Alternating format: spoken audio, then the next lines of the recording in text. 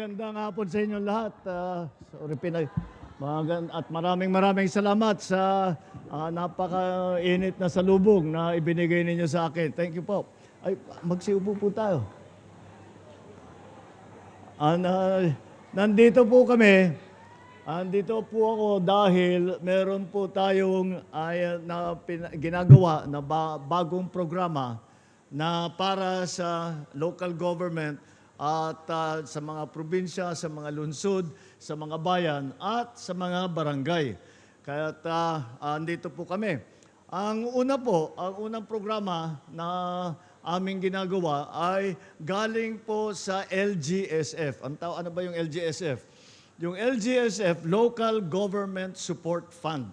Ito ay pondo na para talaga sa local government. Ngunit, nung nakaraan, hindi masyadong nagagamit pang local government yung LGSF na yan. Naalala ko, nung gobernador ko ng Ilocos Norte, nababalitaan ko yung LGSF, tinatanong ko sa mga kasama kong gobernador, sabi ko sa kanila, paano ba makuha yan? Hindi namin alam. Sige, lumapit ka na lang, tignan natin. Walang sistema, hindi masyadong maayos ang pagbigay at pag-assess kung saan pupunta yung perang yan. Kaya sabi ko, nung umupo ako bilang Pangulo, sabi ko, panahon na itama natin yung sistema na yan. At ibaba natin ang pondo ng LGSF, ibaba talaga natin sa mga local government. Kaya yan po ang ginawa namin. At nagbigay po kami sa mga probinsya, sa lungsod, sa city, sa mga bayan. Magbaba kami ng LGSF. Ang programa lang natin ay humingi lang kami ng tulong sa ating mga local government na maglista na doon sa populasyon sa kanilang lugar kung sino ang nangangailangan ng tulong. Dahil po, mayroon po tayo, mga Pilipino, na kung minsan lang kakain sa isang araw. Kung minsan, 2 araw na, hindi 2 beses lang kakain, minsan lang kakain. Kaya hindi naman tama yun. Kaya ang sabi namin, unahin natin yung pagkain. At alam naman natin, tayo mga Pilipino, pagka pinag-uusapan ang pagkain, pinag-uusapan bigas. Kaya sabi namin, ito yung gagawin namin. Lahat dun sa listahan na binigay sa amin ng inyong governor, ng inyong mayor, yun ay bibigyan natin nitong ating binibigay ngayon ng tigsa 10 kilo ng bigas para sa lahat ng ating mga benepisyaryo. Yan po, kaya yan ang dinidistribute namin. Huwag po kayong mag-alala na minsanan lang ito. Ito ay patuloy namin gagawin 6 na beses sa bawat taon. So every 2 months, magbibigay tayo ng 10 kilo na sako ng bigas sa lahat ng mga nangangailangan. Ito po ay para mahanapan namin ng paraan upang makatulong naman sa yung pangarap ko po para sa Pilipinas ay masabi lang natin na wala nang gutom na Pilipino. Hindi ko po tayo, tinatrabaho po natin yan. At kahit mabutit, marami na rin tayong nagawa. At sana matupad ang aking pangarap na makita na sa pagka binigay sa akin ng mga statistiko, ay sasabihin nila, wala nang gutom na Pilipino. Kaya yan po ang dahilan dito sa binibigay nating bigas na nanggaling sa Local Government Support Fund. Ang isa pang programa na ibinibigay din namin ay para naman sa mga barangay. Kaya't nandito po ang ating mga ABC at nagbibigay tayo ng tulong din sa mga barangay.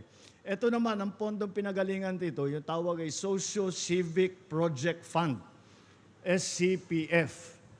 Ito po, ang ginawa po naman namin dyan, kada barangay, bibigyan natin ng tigda 200,000 piso.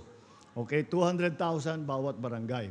Ang hiningi lang namin sa mga barangay officials na yung 100,000 na doon, kalahati nun, ay gagamitin natin pang scholarship.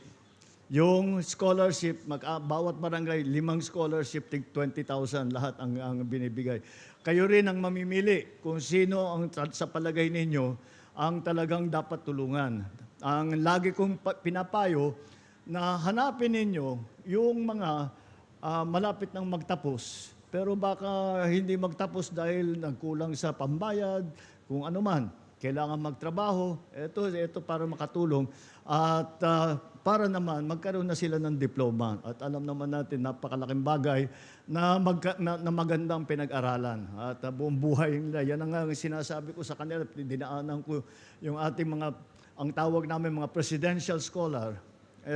Yan po ang aming dinaanan ko kanina at sinasabi ko sa kanila, mapakinabangan nila yung pondong yan, yung bigay natin na tulong, na scholarship, para naman makapag-aral sila mabuti, makapag-graduate sila, at sa ganung paraan, tutulong sila sa kanilang mga pamilya, sa kanilang komunidad. At siyempre, pagka pinagsama-sama mo yan, ang buong Pilipinas mararamdaman ang kagalingan ng ating mga kabataan. At yung pong natitira na 100,000 ay nasa sa inyo na yun. Dahil ang naging karanasan ko sa local government, wala nang mas marunong doon sa lugar ninyo kundi kayo. Nung gobernador ko, pinagmamalaki ko, sabi ko, wala nang mas alam ang Ilocos Norte kundi ako. Wala akong pinaka-expert. Totoo naman. Dahil wala ka namang ginawa kundi yun ang pinag-aaralan mo, yun ang pinupuntahan mo, yung tao ang kausap mo. It's the same for provinces, it's the same for cities, the same for municipalities. Pare-pareho yan. That's why, sabi namin, bigay na natin sa mga barangay leaders, bahala na sila kung anong gagamitin, saan nila gagamitin yung pondo, yung natirang 100,000. Yung ibang mga barangay, ginamit din nila sa bigas. So, nasa sa inyo yun. It's up to you kung saan nyo lalagay, saan nyo gagamitin. Dahil alam ninyo ang pangangailangan sa mga lugar ninyo, sa mga barangay ninyo. At kadalasan, alam din ninyo kung paano ayusin ang problema, kung may problema man. So, yun ang ating mga ginagawa ngayon. Yun po ang programa na dinadala natin para makatulong sa taong bayan, para makatulong sa mga lalong-lalo na sa ating mga kababayan na nangangailangan ng tulong. Dahil sa pagkain, dahil sa kung ano pang iba't ibang bagay, dahil sa pag-aaral, ay lahat yan ay tinitignan po namin. At hinahanapan natin ng mga iba't ibang solusyon. At hanggat kaya ng pamahalaan, ay gagawin namin. Gagawa kami ng programang kagaya nito upang tumulong sa ating mga minamahal na kababayan. At alam naman po natin na marami pa sa atin ang nangangailangan talaga ng kaunting tulong. At kaya't nandito po, yan po ang trabaho ng gobyerno, yan ang trabaho ng pamahalaan upang tumulong sa mga nangangailangan ng tulong. At sino ba ang hindi nangangailangan ng tulong once in a while?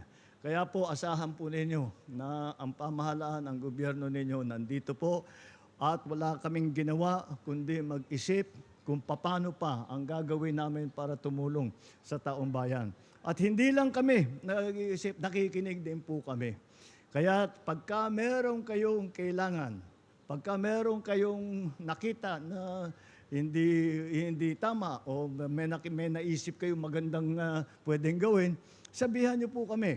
At kagaya ng sabi ko, hanggat kaya namin gawin, gagawin namin. Basta't maliwanag, nakakatulong sa taong bayan, gagawin po ng inyong gobyerno. Hindi po kayo iniiwanan, hindi po kayo nalilimutan. At lahat po ng trabaho ng lahat ng national government at local government ay pinagsama-sama na namin para talagang magkaroon ng magandang resulta itong aming ilinalabas na programa. Kaya yun lang po, good luck po at sana ito'y makatulong. Sana po ay makikita natin ang mga resulta nitong ating mga ginagawa sa darating na mga ilang taon. Yan po ang ating mensahe para sa araw na ito. Maraming salamat po. Good afternoon po.